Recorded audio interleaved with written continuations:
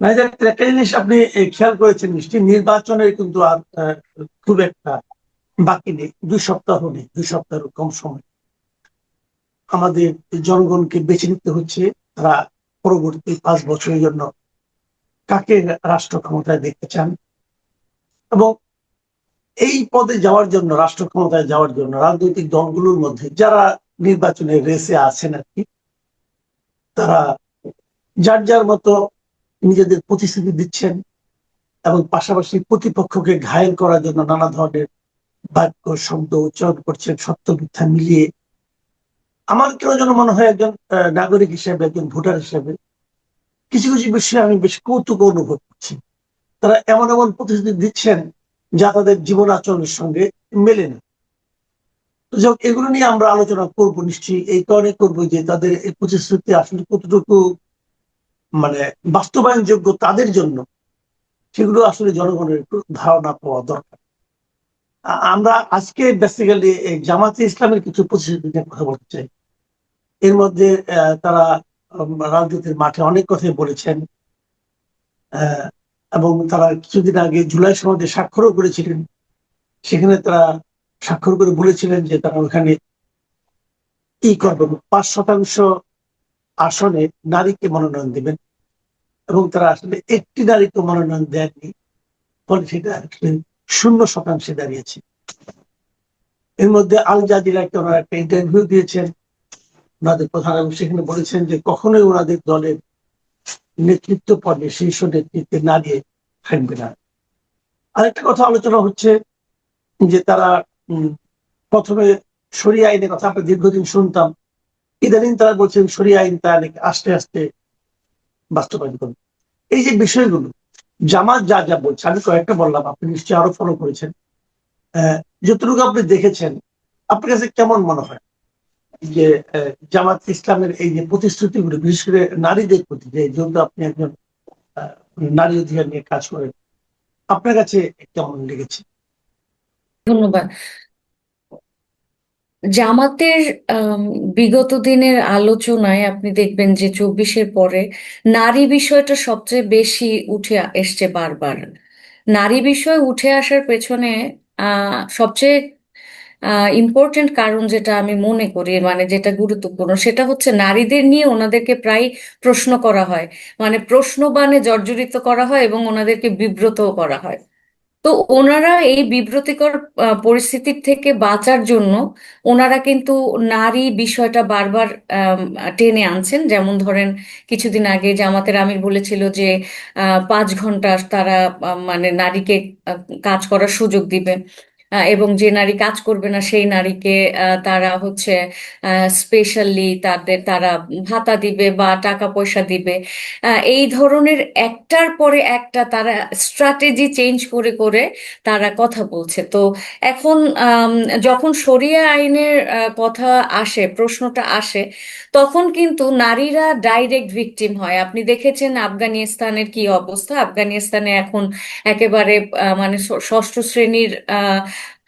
শ্রেণী পর্যন্ত, মানে তারও নিচে নেমে গেছে এখন, মানে অনেকে বলে তৃতীয় শ্রেণী পর্যন্ত নারীরা পড়তে পারবে। তো আম, এছাড়া নারীরা আর কি লেখাপড়া করতে পারবে না। এছাড়া দেখেছেন যে নারীদের যে পোশাক, সেটাও পুরুষ দর্জি সেলাই করতে পারবে না, নারীরা জোরে কথা বলতে পারবে না, ইন্টারনেট ব্যবহার করতে পারবে না। তো শরিয়া আইন যেখানে আর কি সিদ্ধ, যেখানে শরিয়া আইন কায়েম করা হয়, সেখানে নারীরা হচ্ছে সবচেয়ে বড় যেহেতু ভিকটিম হয়ে দাঁড়ায়, এবং নারীরা একেবারেই পেছনে চলে যায়। নারীদের যে এজেন্সি, সেই এজেন্সি বলতে কিছু থাকে না। তো ওই জায়গাটায় কিন্তু জামাতকে বারবার প্রশ্ন করা হয় যে তাহলে বাংলাদেশের নারীদের অবস্থা ওরকম হবে কিনা। এখন আপনি আফগানিস্তান আর এবং বাংলাদেশের মধ্যে যে সামাজিক যে ভিন্নতা, এবং দীর্ঘদিন ধরে যে আমাদের নারীরা অনেকটা, ধরেন সবাই তো আর ইয়ে পরে না, বোরকা বা হিজাব পরছে না বাংলাদেশে।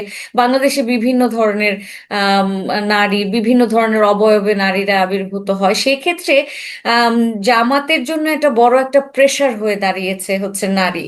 হ্যাঁ, যার ফলে তারা কিন্তু আপনি খেয়াল করেছেন কিনা, বিভিন্ন টক শোতে তারা বলেছেন যে তারা একবারে শরিয়া আইন কায়েম করবে না। এবং এইটা বলে তারা বেশ বেঁচে যাচ্ছে, কেউ কিন্তু তাদেরকে প্রশ্নটা করছে না পরবর্তীতে যে তাহলে কিভাবে আপনারা শরিয়াটা পালন করবেন। তখন বলছে যে তারা ধাপে ধাপে শরিয়া আইনটা কার্যকর করবে। তাহলে ধাপে ধাপে করা আর যে এসেই একেবারে সম্পূর্ণরূপে শরিয়া আইন বলবৎ করা, এই দুটোর মধ্যে খুব যে বিস্তর মানে আকারে পার্থক্য আছে আমি সেটা মনে করি না। যেমন ধরেন, আপনি ক্ষমতায় আসলেন আজকে, কালকেই তো আর আপনি সমস্ত আইন পরিবর্তন করতে পারবেন না। একটা দেশের সংবিধান আছে, সেইটাকে পরিবর্তন করতে হবে, সবকিছু মানে আইনের প্রত্যেকটা ধারা উপধারা সবকিছু পরিবর্তন করতে তো ধাপে ধাপেই আহ, করতে হবে। তো তারা তো ওটাই বলছে, এটা খুব স্বাভাবিক। তার মানে কি, শরিয়া আইন তারা আলটিমেটলি করবে। কালকে জামাতে আমিরের একটা বক্তব্য আপনি শুনেছেন কিনা জানি না, একটা একটা ইয়াং মেয়ে, মনে হয় উনি মিডিয়াতে কাজ করে, সে অনেক আর কি রিভিলিং পোশাক পরা, তো সেই মেয়েটা বলছে যে সে জামাতকে পছন্দ করে, সে চায় জামাত মানে ক্ষমতায় আসুক। এটা নিয়ে জামাতের আমির গতকালকে খুবই আহ, মানে প্রাইড নিয়ে, হ্যাঁ, খুবই আর কি এক্সাইটমেন্ট নিয়ে সে বলেছে যে আজকালকার যে একটু উনি ওনার একেবারে ওনার ভাষ্যমতে যে একটু ভিন্ন রকমের পোশাক পরাও একজন নারী বলছে যে সে জামাতকে চায়। এবং সে পুরা যে তার স্পিচটা ওটাকে কোট করেছেন, এবং সে অসম্ভব আনন্দের সাথে এই জিনিসটা করেছে। তাহলে সে যদি তারা যদি মূলত নারী স্বাধীনতায় বিশ্বাসী হয়, যেটা তাদের নির্বাচনের কারণে, নির্বাচনে জয়লাভের কারণে তারা এই এই জিনিসটা চেঞ্জ করেছে, তারা এখন তাদের বোল পরিবর্তন করেছে, এটা একেবারে শুধুমাত্র নির্বাচনে জয়লাভ করার জন্য। এবং আমার মনে হয় এটা জামাতের কৌশলের একটা অংশ, এবং তারা যে কোনো ভাবে যে কোনো উপায়ে তারা নির্বাচনে জয় লাভ করতে চায়।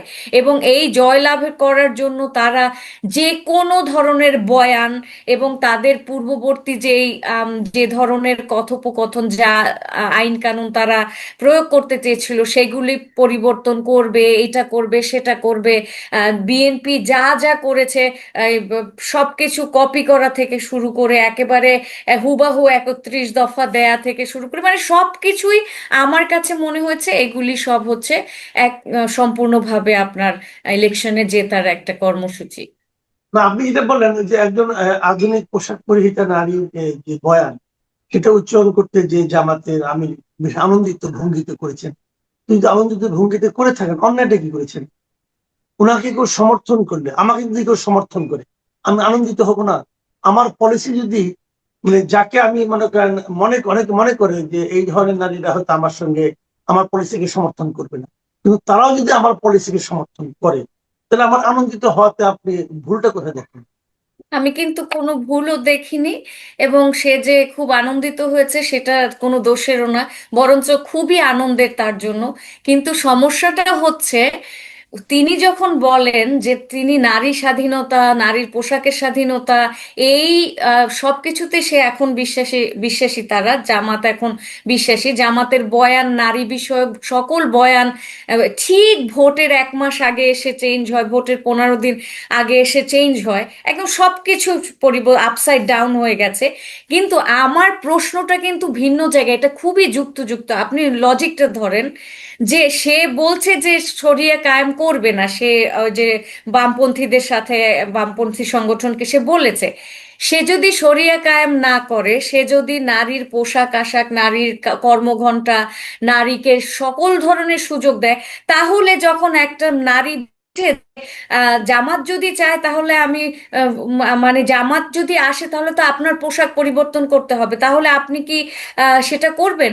মেয়েটা বলছে হ্যাঁ আমি করব, আমি জামাতই পছন্দ করি। তাহলে সেইটার এত খুশি হয়ে যাওয়ার সাথে যে সে কানেকশনটা তৈরি করেছে, সে সে কিন্তু আপনার ওই বয়ানটাও কিন্তু মনে করে দেখতে হবে, যখন তিনি বলেছিলেন যে তিনি ধীরে ধীরে ধাপে ধাপে মানুষের মন মানসিকতা পরিবর্তন করবে, ধীরে ধীরে ধাপে ধাপে সমাজকে পরিবর্তন করবে। তার মানে কি, যে নারীরা যেভাবে চলাফেরা করছে, ইভেন পুরুষরা হাফ প্যান্ট পরছে। আজকে সকালবেলা আমি একটা ভিডিও দেখেছি, মানে জামাতের কিছু লোকজন, বাচ্চা ছেলেরা একেবারে 10-11 বছরের ছেলেরা হাফ প্যান্ট পরে ফুটবল খেলছে, সেই আবার ক্রিকেট খেলছে, সেই খেলায় তারা হাফ প্যান্ট পরে খেলতে দিবে না। তার মানে কি, যে হাফ প্যান্ট হাঁটু দেখানো সেটা ছেলেরাও পারবে না। তার মানে কি, এটা নারী পুরুষ উভয়ের ক্ষেত্রে তারা কিন্তু এখনই করছে। ডাকসুর নির্বাচনের পরে আপনি দেখেছেন যে কিভাবে এই যে একজন একটা সাধারণ একটা বাচ্চা ছেলে যে কিনা ওখানে রান্না বান্না করে, সে হাফ প্যান্ট পরা ছিল, তাকে জোর করে ফুল প্যান্ট পরিয়েছে। তো প্রত্যেকটা জিনিস, এবং তারা সব শিক্ষক তাদের যাদের পছন্দ তাদেরকে রাখবে আর বাকি সব বহিষ্কার করবে।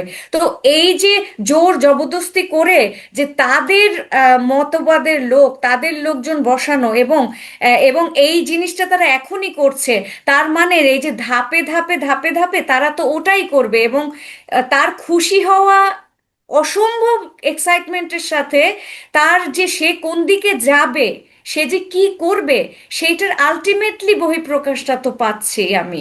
কারণ তাহলে তো সে খুশি হতো না, সে বলতো এটা কোনো ব্যাপারই না, এই বয়ান তো সে নিয়ে আসতো না, আসতো না, উনি পরিবর্তনটাকে উপলব্ধি করতে পারছেন এবং পরিবর্তনটা সবার সঙ্গে শেয়ার করেছেন। পরিবর্তনের যে মানসিকতা মানুষের মধ্যে তৈরি হয়েছে, এটা উনি শেয়ার করছেন। দেখেন, আমরা যে অভিযোগগুলি করছি যে ওরা যদি ক্ষমতায় আসে তাহলে শিক্ষকদের সব ওনাদের লাইনের লোকজনকে আনবে, এটা তো নতুন নাই দেশে। আগে যারা ক্ষমতায় ছিল, আওয়ামী লীগ যখন ক্ষমতায় ছিল, আওয়ামী লীগ কি তাদের সমস্ত শিক্ষকদের আনেনি? আওয়ামী লীগ কি বিভিন্ন শিক্ষা প্রতিষ্ঠান থেকে জামাতকে নিষিদ্ধ করেনি? ওটা করা কি ঠিক ছিল? ঠিক ছিল না তো। তো ওটা যদি আমরা মেনে নিতে পারি, ওটা যখন থাকে তখন যদি আমাদের কোনো কষ্ট না হয়, এখন তারা ওটা করতে পারে এটা ভেবে আমি কষ্ট কেন পাবো? এখানে বিস্তর একটা পার্থক্য আছে, বিশাল পার্থক্য। আওয়ামী লীগ এটা একেবারে সঠিক করেনি, এবং কোনো দলই যদি নিজেদের লোকজনকে বসায়, সেটা বিরাট বড় অপরাধ, এবং আমি এর ঘোর বিরোধী। কিন্তু এখানে একটা আওয়ামী লীগ বা বিএনপির সাথে বিস্তর যে পার্থক্যটা, সেটা আমি দেখাচ্ছি একজন শিক্ষক হিসেবে। আমি যে জিনিসটা প্রতিদিন ফেস করি, যেমন সায়েন্স, বিজ্ঞানের সাথে যে থিওলজি, ধর্মতত্ত্বের যে সমস্ত বিষয়বস্তু, সেগুলি তো সম্পূর্ণ কন্ট্রাডিক্টরি। আপনি যখন ইভলিউশন পড়াবেন, ন্যাচারাল সিলেকশন পড়াবেন, সায়েন্সের বিভিন্ন এরকম হাজারটা আমি বলতে পারবো, সেই সেই যে থিওরি, সেটার সাথে আপনার এই যে ক্রিয়েশন মিথোলজি, যেভাবে মানুষ ইভলভ করেছে, সেটা তো যায় না। তার মানে কি, দেখেন যে মানুষ ধীরে ধীরে ইভলভ করেছে ন্যাচারাল সিলেকশনের মাধ্যমে। কিন্তু আমরা জানি যে থিওলজি বলছে যে আমরা অ্যাডাম অ্যান্ড ইভের মাধ্যমে, মানে ইসলামিক যেটা ডক্ট্রিন, সেটা বলছে অ্যাডাম অ্যান্ড ইভের মাধ্যমে মানব সভ্যতা প্রসার ঘটেছে। আমরা ধীরে ধীরে ধীরে ধীরে এভাবে মানুষ থেকে এভাবে আমরা হয়েছে। এই ক্ষেত্রে সায়েন্সের এটা খুব রিসেন্ট একটা ঘটনা। এটার কিন্তু আপনি যদি টাইম লাইন দেখেন, খুব সেদিনকার ঘটনা। কিন্তু বিজ্ঞান বলছে আমরা অনেক বছর ধরে ইভলভ করেছি। তাহলে এই যে বিজ্ঞানের সাথে প্রত্যেকটা জায়গায় কন্ট্রাডিকশন, তাহলে ওনারা যখন, ওনাদের শিক্ষকরা তো সায়েন্স টেকনোলজি এগুলি ওইভাবে পড়াবে না, এগুলি থিওলজির বেসিসে পড়াবে। কিন্তু আওয়ামী লীগের একটা বা বিএনপির একজন শিক্ষক যদি হয়, ওই শিক্ষক হতে পারে সে দলের চামচা বা দলের মোসাহেবি করতে পারে, কিন্তু সে কিন্তু আপনার পড়াশোনার যে কন্টেন্ট, যে বিজ্ঞান ভিত্তিক সমাজ এবং গবেষণা ভিত্তিক ক্রিটিক্যাল থিঙ্কিং, সবচেয়ে বড় সমস্যা যুক্তিবিদ্যার প্রচার প্রসার, লজিক্যাল যে থিঙ্কিং, যে আপনার প্রশ্ন করা, আপনি যে প্রশ্ন করতে পারেন, প্লুরালিস্টিক সোসাইটি তৈরি করা, বহুত্ববাদ, যে বহুমতের মানুষ থাকবে, আপনি হিন্দু, মুসলমান, বৌদ্ধ, খ্রিস্টান এবং নাস্তিক আস্তিক বিভিন্ন ধরনের মানুষ থাকবে, সবাইকে নিয়ে যে একটা সোসাইটি হইতে পারে, ওই ধারণাটাই তো উঠে যাবে। যে শিক্ষক ধরেন একটা টপিক যখন ধরেন একটা আওয়ামী লীগ বা বিএনপির শিক্ষক পড়াবে, উনি ওইটাকে ম্যানুপুলেট করবে না, উনি যা আছে তাই পড়াবে।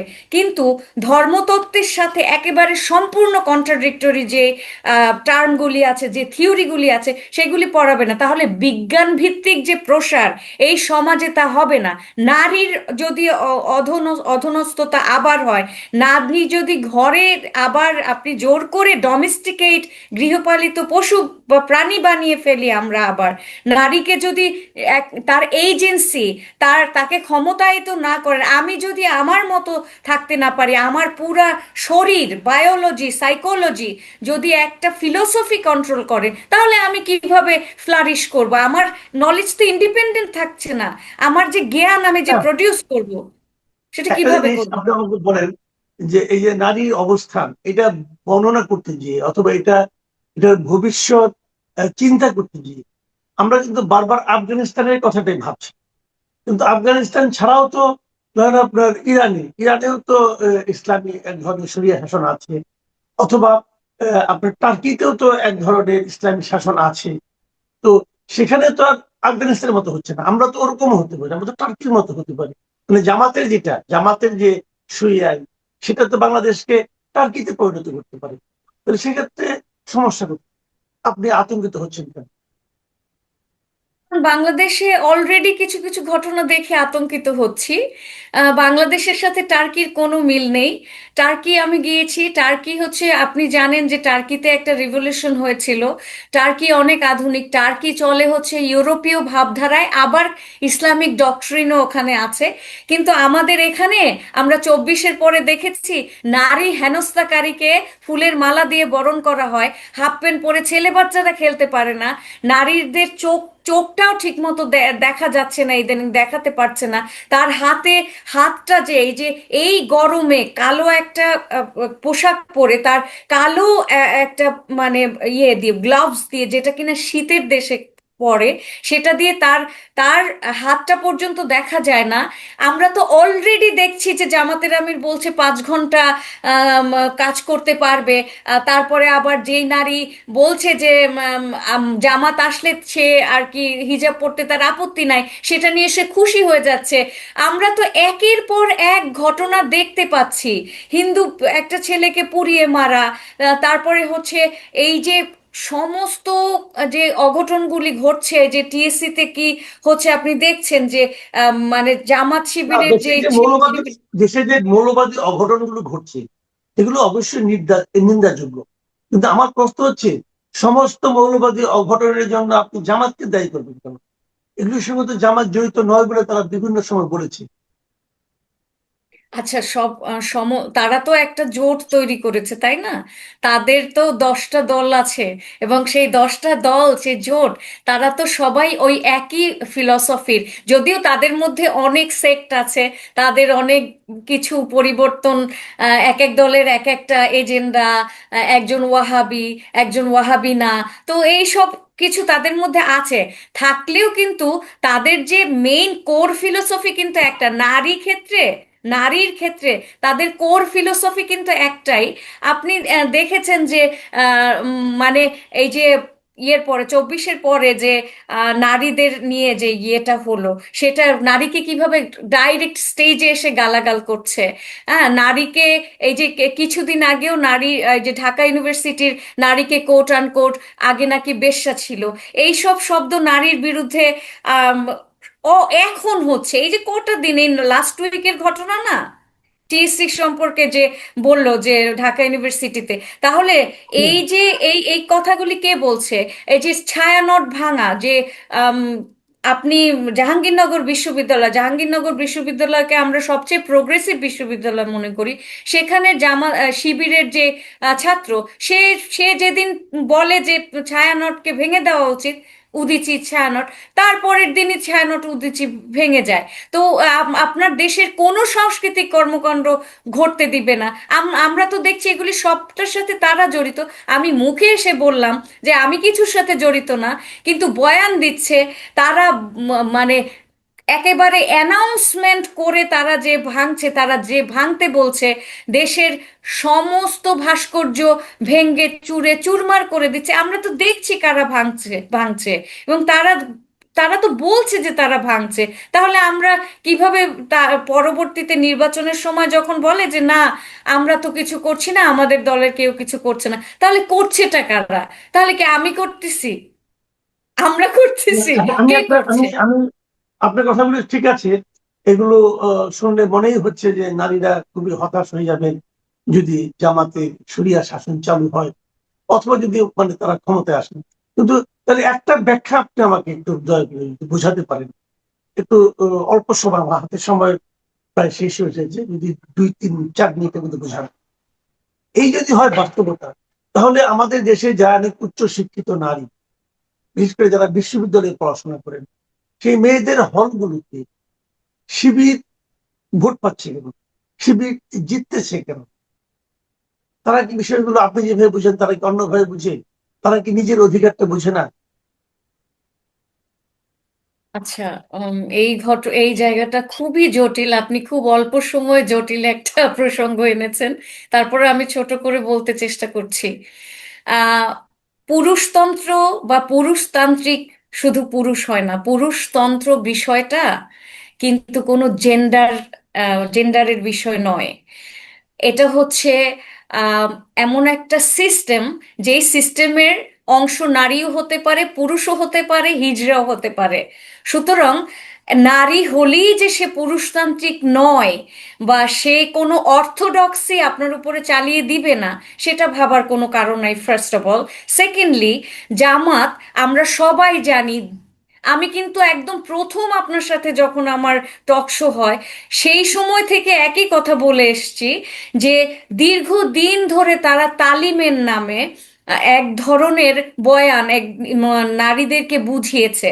নারীদের ভেতরে তারা একেবারে প্রবেশ করেছে কিভাবে, যে ইসলাম নারী ধর্ম হিসেবে গিয়েছে, কিন্তু যে ইসলাম নারীকে রক্ষা করবে, বা ইসলামিক যে ডক্ট্রিন, ইসলামিক যে ফিলসফি, সেটাকে তারা বুঝিয়েছে, এবং সেটার মাঝখানে মাঝখানে তারা সেটার রক্ষা কে করে সমাজে, তার মানে ইসলামকে রক্ষা করে হচ্ছে জামাত এবং শিবির। জামাত শিবির এই ধরনের দলগুলি হচ্ছে ইসলামের রক্ষক। তারা ইসলাম ইকুয়ালস এই দলগুলিকে বুঝিয়েছে। ইসলাম যে সেপারেট একটা আইডিওলজি, এটা যে একটা ধর্ম, সেই জায়গাটাতে না রেখে তারা খুব চতুরতার সাথে ইসলামকে একটা দলীয় রাজনীতির বা কিছু দলীয় রাজনীতির পার্ট হিসেবে তৈরি করতে সক্ষম হয়েছে। এবং এই জিনিসটা একেবারে রুট লেভেলে, একেবারে গ্রাম পর্যায় থেকে শুরু করে একদম আপার লেভেল পর্যন্ত এমন কোনো জায়গা নাই যেখানে জামাত শিবির এই জিনিসটা হলে, প্রত্যেকটা হলে যেই জায়গায় তারা এই তালিম করে না। এবং এই তালিমের দেখেন ব্যাপারটা কি, সেই যারা তালিম করেছে, সেই তালিম করা নারীরাই কিন্তু এখন এই রাজনৈতিক প্রচারণা করেছে। তার তার কারণ কি, তারা খুব চতুরতার সাথে এই নারীদেরকে সম্পৃক্ত করেছে তাদের রাজনৈতিক যে অঙ্গন, হিডেন যে গুপ্ত রাজনৈতিক জায়গা, সেখানে তাদেরকে ইনক্লুড করেছে। এবং বছরের পর বছর, আপনি বলতে পারেন 25 বছরের বেশি সময় ধরে, আমি যখন ছোট ইয়াং, আমি তখন থেকে তালিম দেখি। তখন থেকে নারী কি পোশাক পরলে ভালো হবে, সেই পোশাকটার পরিবর্তন আপনি দেখবেন যে গত 25 বছরে ধীরে ধীরে ধীরে ধীরে একটা থেকে একটা, একটা থেকে একটা এসছে। সেখান থেকে নারীদেরকে রাজনীতিকরণ, সেটাও কিন্তু ধীরে ধীরে ধীরে ধীরে গুপ্তভাবে হয়েছে। হলগুলিতে ধীরে ধীরে ধীরে ধীরে নক করে করে তাদের ছেলেরা ভালো, শিবিরের ছেলেরা ভালো, তারা আসলে সমস্ত এবং একটা নতুন বয়ান আমি দেখতে পাই মার্কেটে, যেটা খুবই দুঃখজনকভাবে আমি বলতে চাই, সেটা হচ্ছে জামাত নাকি দুর্নীতি করে না। তাহলে এই যে গুপ্ত রাজনীতি, মিথ্যে বলে রাজনীতি করা, এগুলি দুর্নীতি না? তারা যা করছে এগুলি দুর্নীতি না? প্রত্যেকটা ব্যাপারে যে তারা যেটাকে আমি কোট আন কোট মুনাফিকি বলবো, যে ভিতরে থেকে তারপরে তারা এই কাজগুলি করছে, কেন তারা ওপেনে করুক, ওপেনে বলুক যে এটা আমাদের রাজনীতির অংশ, আমরা নারীদেরকে ইনক্লুড করতে চাই। কিন্তু নারীদেরকে তারা কোথায় ইনক্লুড করেছে? নারীদেরকে তাদের প্রোপাগান্ডা মেশিন, প্রচারণা, প্রচারক এবং ভোট চাওয়ার যন্ত্র হিসেবে একটা মেশিনের এক্সটেনশন হিসেবে ইউজ করছে। কিন্তু ওই মেশিনটার মেইন যে কেন্দ্রবিন্দু তাতে তারা নাই। জামাতের আমির বলেছে একজন নারী কোনোদিন তাদের ফিলসফি অনুযায়ী, তাদের যে দলীয় যে শৃঙ্খলা বা যে তাদের যে সমস্ত আইডিওলজি, সেটার বেসিসে নারী কখনো আম, জামাতের আমির হতে পারবে না। কিন্তু নারীকে দিয়ে তারা প্রচারণা কর্মী হিসেবে কাজ করতে পারবে, কর্মী হিসেবে তাদেরকে ঢালাওভাবে কাজে লাগাতে পারবে, কিন্তু নেতৃস্থানীয় অবস্থায় তারা থাকতে পারবে না। তাদেরকে কিন্তু টক শোতেও নেয়, কারণ তাদেরকে এই যে তারা কিন্তু মারাত্মক কথা বলতে পারে। তাদেরকে দিয়ে টক শো করাবে, সব প্রচার প্রচারণা প্রপাগান্ডা সব করাবে, কিন্তু তাদেরকে লিডারশিপ পজিশনে আপনি কোনো জায়গায় দেখবেন না। কোনো জেলা আমির দেখেছেন? বাদ দিলাম মানে প্রধানমন্ত্রী, আমির প্রধানমন্ত্রী বাদ দিলাম, আমির রাষ্ট্রপতি, কই আপনি দেখান তো যে কোনো জেলা আমির আছে কিনা নারী, বা কোনো ছোট্ট একটা ওয়ার্ডের প্রধান কিনা আমির আছে নারী? নেই। কারণ নারীকে তারা কোনো দিন ক্ষমতায়িত করবে না। নারীদের তারা ব্যবহার করবে প্রচারণার কাজে, কর্মী বাহিনী হিসেবে। কারণ নারীদের ভোট দরকার, তাদের নারীদের ভোট চাই, নারীদের সাপোর্ট চাই, কিন্তু নারীর ক্ষমতায়ন তাদের দরকার নেই, তারা চায় না জি সেটা, এটাই আসল কথা।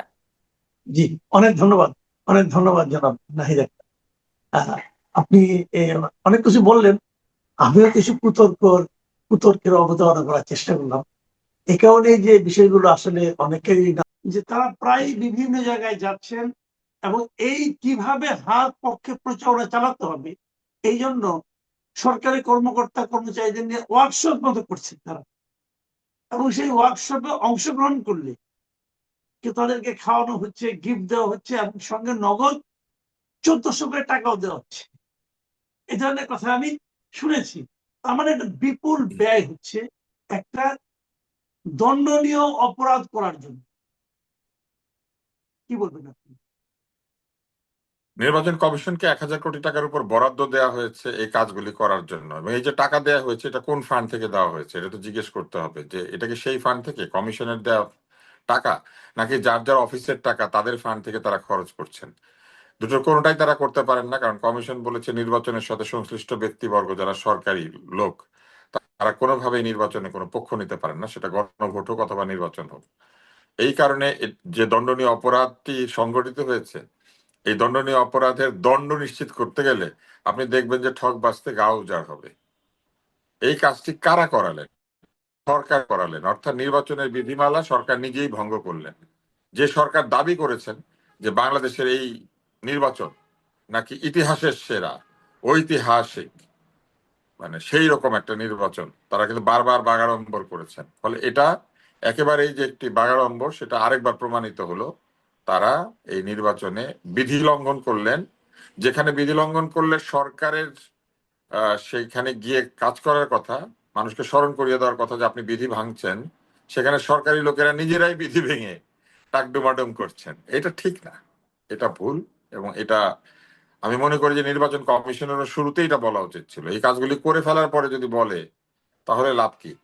মানে কলা ছিলে ফেলার পরে যদি বলে বুঝায় দাও, কলা আবার আগের মতো করে দাও, তাহলে তো লাভ নাই কোনো। এটা আসলে ঠিক এখন হলো না। যদি কোনো একজন নাগরিক যে মামলা করে দেন এবং সেখানে দণ্ডটা কি হবে সেটাও কিন্তু আমি ওই ধারাটা পড়েছি, ওখানে দণ্ডটা উল্লেখ করা আছে। দণ্ডটা হলো মানে মিনিমাম 1 বছর, মিনিমাম, এর নিচে দেওয়ার কোনো সুযোগ নাই।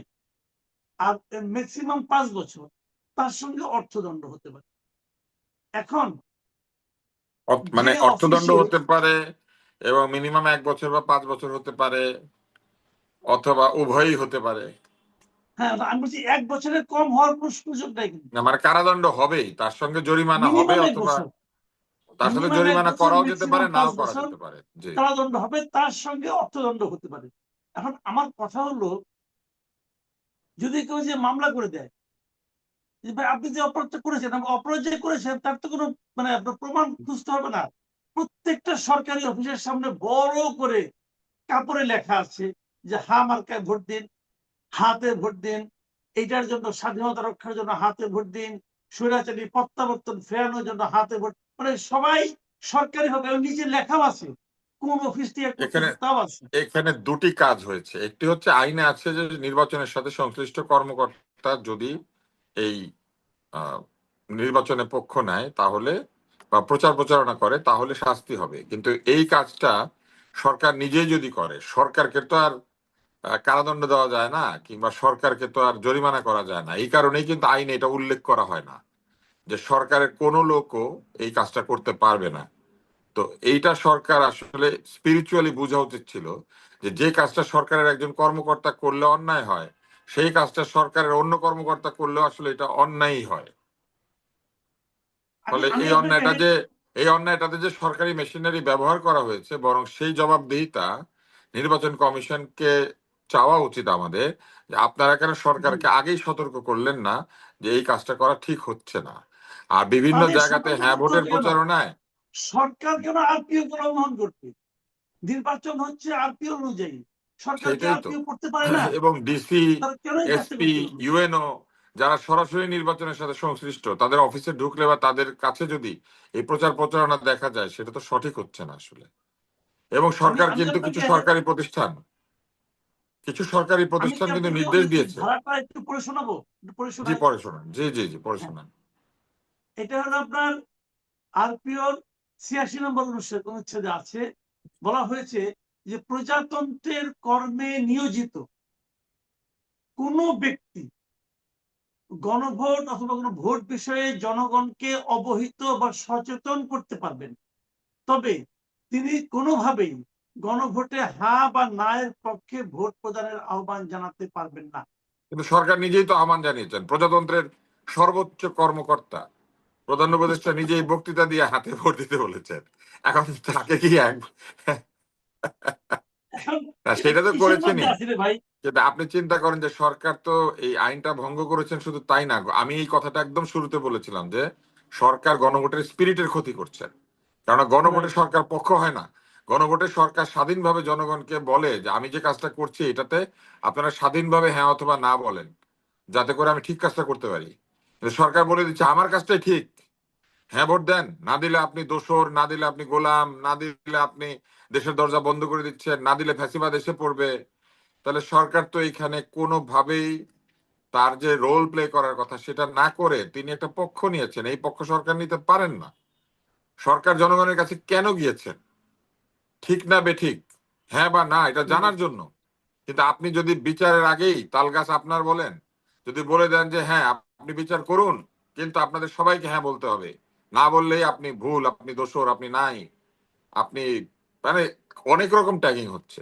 তো সরকার এই কাজটা করেছেন এবং সরকার অন্যায় করেছেন, এটা তো আইন অনুযায়ী তাই। এখন সরকার যদি বলেন, আমি দেখেছি সরকার, প্রত্যেক সরকারের কিছু চামচা গজায়, তো এই সরকারেরও গজিয়েছে এবং এরা কোন কোন ক্ষেত্রে সরকারের বেনিফিশিয়ারি। তারা বলার চেষ্টা করছেন যে এই সরকার বিপ্লবের মাধ্যমে গঠিত সরকার বলে ও যা খুশি তাই করতে পারে। এখন মনে করেন রাস্তার পাশে আপনি একটা আঘাত পেয়েছেন, কেউ একজন আপনার এই আঘাতটাকে বললো যে দেন দেন আমি এটা পরিচর্যা করি, করে কি উনি যা খুশি তাই করে দিতে পারবেন? উনি অ্যাক্সিডেন্টের মাধ্যমে গঠিত একজন চিকিৎসক, তাই না? অ্যাক্সিডেন্ট হয়েছে, আপনার রক্ত বন্ধ করবে, কিন্তু সেই জন্য উনি কি যা খুশি তাই করতে পারেন না। উনি যদি যা খুশি তাই করেন নিজে না জেনে অথবা ইচ্ছাকৃত ভাবে, অথবা এই দাবিতে যে আমি তো ডাক্তার না কিন্তু রাস্তার পাশে ওনাকে পেয়েছি, এখন কি করব, আমার মনে যা চেয়েছে তাই করেছি, এটা তো পারা যায় না। যে কোনো ভাবেই গঠিত সরকারকে সরকারের মতো আচরণ করতে হবে, এটাই জি, হচ্ছে ঘটনা। এখন আমি আরেকটা প্রসঙ্গে একটু যাই, এটা নিয়ে সরকার কি করবেন জানি না। সরকারের আলী রিয়াজ সাহেব আবার কোন তথ্য দিবেন, হাজির করবেন, সেটাও বলতে পারবো না। আমার তো পার্সোনালি আমি তো খুব হতাশ যে এই আমেরিকান নাগরিক আমাদের এখানে এসে কি করতেছে না করতেছে বুঝি না। আরেকটা বিষয় আমি বলি, এই যে আইন না মানার বিষয়টা, এখন আপনি কিন্তু শুরু থেকে বলে আসছিলেন এটা নিয়ে, আমি দেখেছি বিভিন্ন টেলিভিশনে বিভিন্ন টক শোতে আপনি এখানে কিন্তু নৈতিকতার প্রশ্নটা তুলেছিলেন। এখন আপনি যেটা নৈতিকতা কমন সেন্সে নৈতিকতা প্রশ্ন তুলেছিলেন সেটা কিন্তু এখন আইনগত ভাবেও যে অবৈধ এটা আমরা জানতে পারলাম। আইন নিয়ে কথা এখন কেন বলি আমাদের না, আইন নিয়ে কথা বললে বর্ডার বাহিনী এসে বলে আপনি কি লয়ার। বুঝছেন, বর্ডার বাহিনী নিজে তো পড়াশোনা করবে না, বর্ডার বাহিনী তো নিযুক্ত, পয়সার বিনিময়ে যা খুশি তাই বলে, মাথা বেচা লোকজন আঙ্গুল বিক্রি করে টাইপ করে। এই বর্ডার বাহিনীর জন্য আমি আর আইন নিয়ে কোনো কথা বলি নাই, আইনের লোকের আইন নিয়ে কথা বলে দিয়েছে। এখন কথা হলো যে আমাদের প্রধান উপদেষ্টা উনি যে আরেক কথা বললেন যে আমাদের এই দেশটা নাকি জালিয়াতির কারখানা, এখানে নাকি পাসপোর্ট জালিয়াতি হয়, ভিসা জালিয়াতি হয়, অমুক হয় তমুক হয়, এগুলি বললেন। এবং এক জায়গায় বললেন উনি যে উনি নাকি মধ্যপ্রাচ্যের কোন দেশে গিয়েছিলেন, সেখানে দেখছেন যে ডাক্তারের সার্টিফিকেট নিয়ে একজন লোক, এক মহিলা গিয়েছেন, যেখানে যে সে গৃহ পরিচারিকার কাজ করছে। তো আমার কাছে এই জিনিসটা খুব কনফিউজিং মনে হলো যে যদি উনি ডাক্তারের সার্টিফিকেট নিয়ে যেয়ে থাকেন তাহলে গৃহ পরিচারিকার কাজ করবেন কেন? উনি তো ডাক্তারের কোনো কাজ করার চেষ্টা করবেন, এক নম্বর। দুই নম্বর কথা হলো যদি উনি সার্টিফিকেট নেন, বাংলাদেশ থেকে কোনো সার্টিফিকেট নিয়ে যদি কেউ বিদেশ যায়, তো সেই সার্টিফিকেট যদি কাজের জন্য প্রয়োজন হয় তাহলে সেটা তো পররাষ্ট্র মন্ত্রণালয় দ্বারা অ্যাটাস্টেড হতে হয়, ভেরিফাইড হতে হয়, নানা রকম কিন্তু বিষয় আশা আছে, আমি যতটুকু বুঝি। তাহলে এটাকে উদাহরণ হিসেবে দেখিয়ে উনি যদি বলেন আমাদের এই দেশটা জালিয়াতির কারখানা হয়ে গেছে, তাহলে সরকার প্রধান হিসেবে উনি কি করলেন গত 1.5 বছরে? এবং ওনার এটা বলা সাজে? এখন সারা দুনিয়া তো বলবে যে তোমার সরকার প্রধান বলে তোমরা জালিয়াতির কারখানা, তো তোমাদেরকে আমরা কিভাবে কি করব? এটা থেকে আমাদের ইমেজ দুনিয়া জুড়ে বৃদ্ধি পেল না কমলো? এই কথার পেছনে মানে অনেকগুলো অযৌক্তিকতা আছে। প্রথমত, আপনি ডাক্তারের সার্টিফিকেট নিয়ে গৃহ পরিচারিকার কাজ যিনি করছেন এটি করতে পারেন যদি সত্যিকারের ডাক্তারও হন। অবস্থায় ভেদে বা কোনো চাপে পড়ে বা কোনো কারণে কেউ যদি সেখানে ডাক্তারি করতে পারছেন না কিন্তু গিয়েছেন, কোনো কারণে চাপে পড়ে কিন্তু মানুষ অনেক কিছু করে। কিন্তু সৌদি আরবে এই ঘটনাটি ঘটার কোনো সুযোগ নাই, কারণ সৌদি আরবে অবৈধ গৃহ পরিচারিকা রাখার কোনো সুযোগ নাই। যদি কেউ বাংলাদেশে গিয়ে থাকেন তাকে আমাদের ইমিগ্রেশন পার হতে হয়েছে এবং এইখানেই তার আকামা বা ওয়ার্ক পারমিট শো করতে হয়। ওয়ার্ক পারমিট শো না করে কেউ সৌদি আরবে যেতে পারে না। ফলে এই ওয়ার্ক পারমিট শো করে যখন তিনি সৌদি আরবে গিয়েছেন তার পাসপোর্টটাও সেখানে দেখাতে হয়েছে। ইমিগ্রেশনে কিন্তু পাসপোর্টে গায়ে পেশা লেখা থাকে এবং এই পেশাটা দেখা যায়, আমাদের ইমিগ্রেশনের অফিসাররা এটা দেখতে পান। ফলে যদি পাসপোর্টে পেশা লেখা থাকে ডক্টর আর আকামায় লেখা থাকে গৃহ পরিচারিকা, তাহলে আমাদের ইমিগ্রেশনই পার হওয়ার কথা না। ফলে উনি এই গল্পটা যে বলেছেন, এই গল্পটা আসলে বলেছেন হয়তো, কিন্তু এই গল্পটা কতখানি কি এটা আসলে বাছাই করা, যাচাই করা দরকার ছিল। ইনি এই অন্যায়টা দেখেছেন ওইখানে বসে, তাহলে ওই অন্যায়টা তো সুনাগরিক হিসেবে তখনই রিপোর্ট করে দেওয়ার কথা। আর গৃহ পরিচারিকা তাকে কেন এসে বলবে যে আমি ডাক্তার, অথবা কেন বলবে যে আমার ডাক্তারের সার্টিফিকেট আছে? আর ওই গৃহ পরিচারিকা যদি ধরা পড়ে গিয়ে থাকে সৌদি আরবে, তাহলে সরকারেরই সেটা জানার কথা। এই সরকারের থাকা অবস্থায় উনি যদি এটা জেনে থাকেন তাহলে আমি বুঝলাম যে প্রধান উপদেষ্টাকে তারা বলেছেন, কিন্তু অতীতে গিয়ে থাকলে তিনি, তখন তো উনি প্রধান উপদেষ্টা না, ওনাকে এই গল্প কে শুনিয়েছে? এগুলো আসলে এক ধরনের মানুষের মনে কৌতূহলী মানুষের মনে প্রশ্ন জাগায়। কিন্তু যে কাজটা তিনি করেছেন, তিনি বলেছেন বাংলাদেশ জালিয়াতির কারখানা, এটা ওনার মুখ থেকে আসাটা আসলে অত্যন্ত দুঃখজনক। এই জালিয়াতির কারখানার তিনি প্রধান উপদেষ্টা, এইটা তো তার মনে রাখা দরকার ছিল। এতে আমার মতো সাধারণ নাগরিকরা অনেকেই দুঃখ পাবেন। আমি আপনাকে একটা গল্প শোনাই, এটা আমার দেখা নয়া চিন নামে একটা বই আছে, শেখ মুজিবুর জি, রহমানের লেখা। জি, উনি তখন আহ, পাকিস্তানের প্রাদেশিক সরকারের মন্ত্রী সম্ভবত। তো উনি নয়া চীন পরিদর্শনে গিয়েছিলেন এবং সেইখানে যাওয়ার পরে ওখানে ওই কথাটা উনি লিখেছেন যে অনেকেই বদনাম করছিল পাকিস্তানের এবং পাকিস্তানের প্রেসিডেন্ট থেকে শুরু করে সবার, কিন্তু উনি চিন্তা করলেন যে এই বদনাম করাটা তার সাজে না। কেন সাজে না? কারণ উনি বললেন যে এটা সাজে না এই জন্য, উনি কি তখন মন্ত্রী কিনা আমার এটা মনে নাই, আমার দেখে নয়া চীনে কিন্তু এই কাহিনীটা আছে, এটা আমি পড়েছি। উনি চিন্তা করলেন যে নিজের দেশের ব্যাপারে বিদেশিদের কাছে এসে বদনাম করাটা অত্যন্ত অন্যায়। নিজের প্রেসিডেন্ট কিংবা নিজের দেশের মানুষ বা নিজের দেশের যা কিছু থাকুক নিন্দা করার, এটা উনি যেহেতু রাজনীতি করেন দেশে করবেন, কিন্তু বিদেশের কাছে নিজের দেশকে ছোট করাটা উচিত হবে না বলে উনি বিরত থাকলেন। এবং এখানে আরো একটা গল্প আছে যে উনি একটা বিয়ের দাওয়াতে গিয়েছিলেন, সবাই উপহার দিচ্ছিল, উনি তো জানেন না যে সকলকে উপহার দিতে হয় এইভাবে, এবং উনি তখন তার হাতে নাকি একটা আংটি ছিল, সে আংটিটা খুলে দিয়ে দিলেন। কারণ এই জন্য দিলেন যে ওরা ভাববে যে বাঙালি এত গরিব, বাঙালির রাজনীতিবিদ এত গরিব বা এত দুর্বল যে সে একটা উপহার দিতে পারে না। মূল বিষয়টি এইখানেই যে আমাদের প্রধান উপদেষ্টা যখন আমাদের পুরো দেশটাকে জালিয়াতির কারখানা বলেন, তাহলে এই কারখানায় বহু বহু জালিয়াতি পয়দা হয়। এবার আমার একটা প্রশ্ন আছে, সেই প্রশ্নটা হচ্ছে এই সরকার তার পররাষ্ট্র দপ্তর বলেছে সৌদি আরবের চাপে হোক বা অনুরোধে হোক বা নির্দেশে হোক আমাদের সরকার 69,000 রোহিঙ্গাদেরকে বাংলাদেশের পাসপোর্ট দিচ্ছে, যাদের দিচ্ছে, রাইট। বাংলাদেশের পাসপোর্ট পাওয়ার কথা না। কারণ তারা বাংলাদেশের পাসপোর্ট জালিয়াতি করে, জালিয়াতির মাধ্যমে বাংলাদেশের পাসপোর্ট নিয়ে তারা বাংলাদেশি সেজে সৌদি আরবে চাকরি নিয়ে চলে গিয়েছে। এখন আমাদের পাসপোর্টের আইনে পরিষ্কার লেখা আছে Bangladeshi citizens by birth, descent or naturalisation are eligible for a Bangladeshi passport. এবং ওখানে বলা হয়েছে যে অ্যাপ্লিক্যান্টের বয়স 17 বছরের মানে 18 বছরের নিচে হলে তার একটা 17 digit online verifiable birth registration certificate থাকতে হবে, অর্থাৎ জন্ম সার্টিফিকেট থাকতে হবে। আর যদি 18-র বেশি হয় তাহলে এনআইডি থাকতে হবে এবং তাকে ইন পার্সন বায়োমেট্রিক দিতে হবে। তাহলে এই রোহিঙ্গাদেরকে যে নতুন ভাবে পাসপোর্ট ইস্যু করার সিদ্ধান্ত হলো, 69,000-কে বাংলাদেশের পাসপোর্ট দেওয়া হলো, জালিয়াতদেরকে উৎসাহ দিল। কে দিল? জালিয়াতদেরকে বাংলাদেশের নাগরিক হিসেবে আবার পাসপোর্ট দিয়ে দেওয়া হলো, যারা জালিয়াতি করে কোনো না কোনো একটা কিছু বের করেছিল, হয় বার্থ সার্টিফিকেট না হলে এনআইডি, না হলে তো পাসপোর্ট হওয়ার কথা না। তো জালিয়াতিতে কে উৎসাহ দিল? এবং এই যে জালিয়াতি আমাদের আছে, এই জালিয়াতির জালিয়াতি কারখানার বন্ধ প্রধান করার জন্য, উপদেষ্টা। এই জালিয়াতি বন্ধ করার জন্য এই অন্তর্বর্তী সরকার কি কি ব্যবস্থা নিয়েছেন জালিয়াতি বন্ধ করার জন্য? সেই ব্যবস্থাগুলো উনি নিবেন না? একটা জালিয়াতির কারখানাকে উনি জালিয়াতির কারখানা বলে দিয়ে তারপর চলে যাবেন? করতে হয় না, আমরা রাইট। অত্যন্ত দুঃখ পেয়েছি।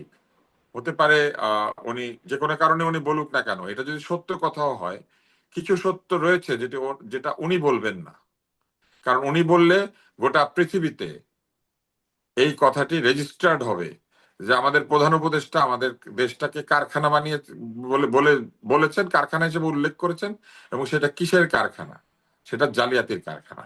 অথচ আমাদের এই দেশটা পৃথিবীর বস্ত্র কারখানা, আমাদের এই দেশটা পৃথিবীর অন্যতম বৃহৎ মৎস্য খামার, আমাদের এই দেশটা পৃথিবীর চিকিৎসা শাস্ত্রের এক মিরাকল পাবলিক হেলথে, যেখানে আমরা এত বেশি টিকা, এত বেশি প্রতিরোধযোগ্য রোগ, এত বেশি আহ, মৃত্যু কমানো, এত বেশি নারী এবং শিশুর স্বাস্থ্যের উন্নতি, আমাদের গড় আয়ের উন্নতি করেছি।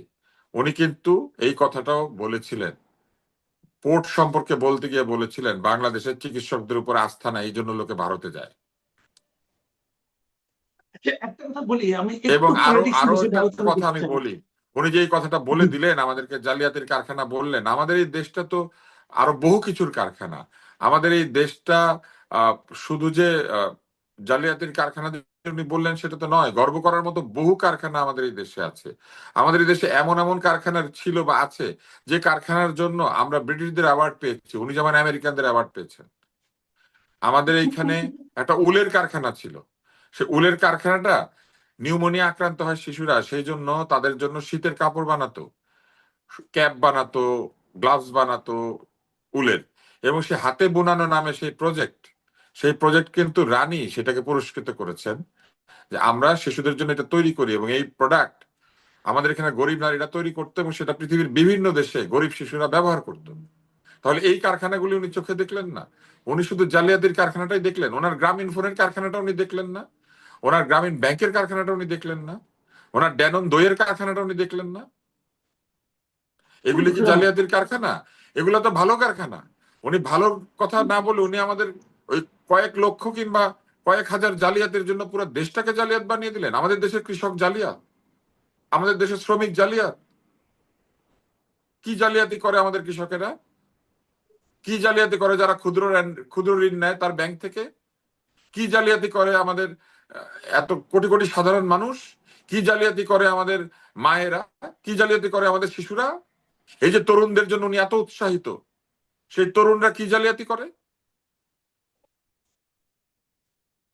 যাই হোক, আমরা এটা নিয়ে আর বেশি কি বলবো, উনি একটা গুরুত্বপূর্ণ পদে আছেন, আমাদের খুব দুঃখ মুরব্বী। পেয়েছি, খুবই দুঃখ পেয়েছি। আমি বাপ খুব বকা ওনার দিলে কাছে মানুষ ধন্যবাদ দুঃখ পায় আশা না? করিনি। বাপে যদি বকে মানুষ দুঃখ পায় না? যাকে আপনি অনেক আমি শ্রদ্ধা করেন।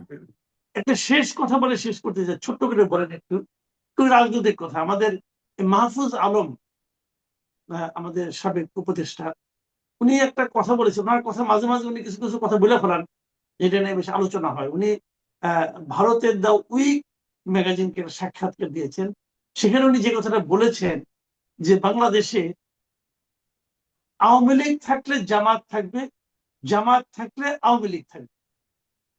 এবং এটা উনি ব্যাখ্যা করে বলেছেন এই দুইটা পার্টি হলো একে অপরের অল্টার ইগো, মানে পরিপূরক সত্তা, এরকম বলার চেষ্টা করেছেন। কাজেই এটা থাকলে ওটা থাকবে। তো এই কথাটার ব্যাপারে আপনি ছোট করে একটু মন্তব্য করতেন। ভালো লাগলো এই কথাটা। আমি কিছুদিন আগে একটা টিভি টক শোতে বলেছি যে জামাত হচ্ছে আওয়ামী লীগের একটা প্রতিবিম্ব। আয়নার সামনে দাঁড়ালে যে বাম হাত হয়ে যায় ডান হাত, আর ডান হাত হয়ে যায় বাম হাত। জামাত হচ্ছে ওই জিনিস। কারণ জামাত মুক্তিযুদ্ধের বিরোধিতাকারী শক্তি ছিল, আর আওয়ামী লীগ ছিল মুক্তিযুদ্ধের সংগঠক। ফলে শুরু থেকেই তারা একে অন্যের বিপরীতে দাঁড়ানো, কিন্তু তাদের আচরণে প্রচুর মিল রয়েছে, এবং এই আচরণের মিলের কারণে একে অন্যের অল্টার ইগো হয়ে গিয়েছে, ডক্টর জেকিল অ্যান্ড মিস্টার হাইডের মতো। কিংবা ধরেন মির্জা আব্বাস কিছুদিন আগে বলেছিলেন যে জামাতের ওষুধ হচ্ছে আওয়ামী লীগ। ঘটনা কিন্তু একই। মাহফুজ আলম আসলে আমার কাছে মনে হয়েছে যে উনি মাঝে মাঝেই যেটা বলেন সেটা তার বোধ থেকে বলেন আর কি।